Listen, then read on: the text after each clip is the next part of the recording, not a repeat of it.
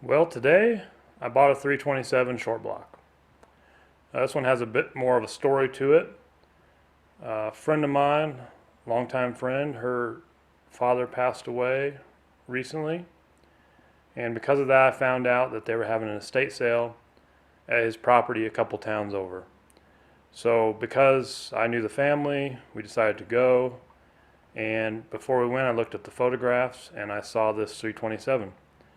So we got there early, and I beat some other people to it. It wasn't the cheapest engine I've bought, but not only do I like 327s, they're hard to find around here, and had some sentimental value, should we say. So I bought this 870 block, and after a little investigating, it's already been bored 40 thousandths. It looks like it has old TRW or Speed Pro forged flat top pistons of 4 valve reliefs, and it also has a factory forged crankshaft. So even though I have multiple engine plans for my Chevelle, I think this one's next. I'm going to try to clean it up.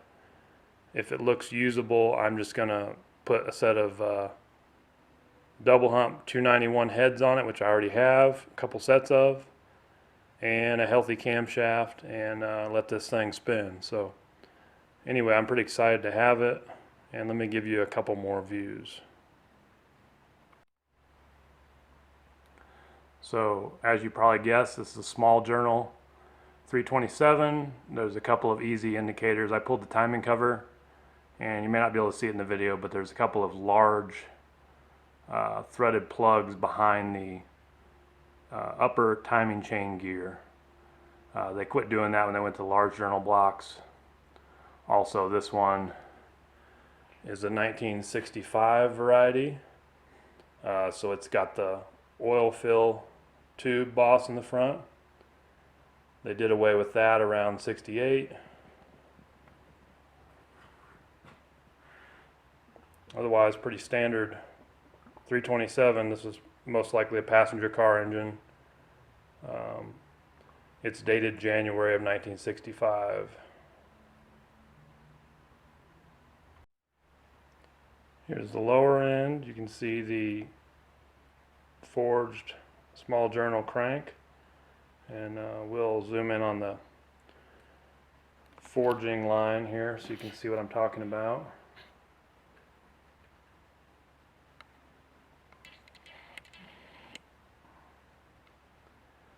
So the forged cranks have a wide parting line, whereas the cast ones have a narrow parting line. I don't know how visible it is, but anyway, this is definitely a forged crank.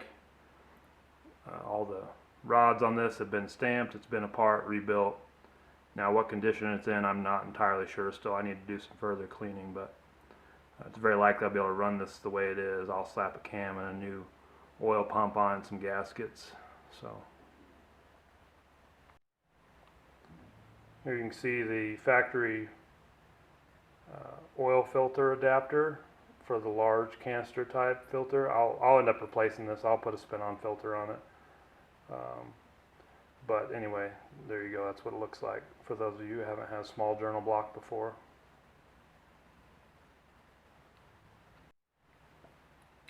Here's a closer view of the actual full casting number backed by the bell housing.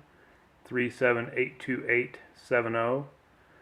Most people just call this the 870 block. It's pretty common. Mid 60s.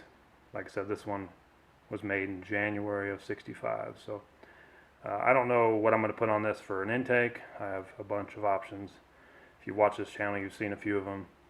But I actually have a 1965 L79 intake.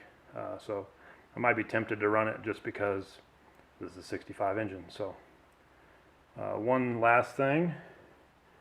Can't see it, but I stuck a mirror down by the crankshaft, and even though this engine by the codes came out of a car with a power glide, it actually has a pilot bushing in the crankshaft. So somebody was having fun with their little 40 over 327. I cleaned up the number one piston here, and I just wanted to give you a close-up view of the oddball valve reliefs they used to use back in the day. I think you can actually still buy these, but this is an old design. And anyway, catch you later, guys. Thanks for watching.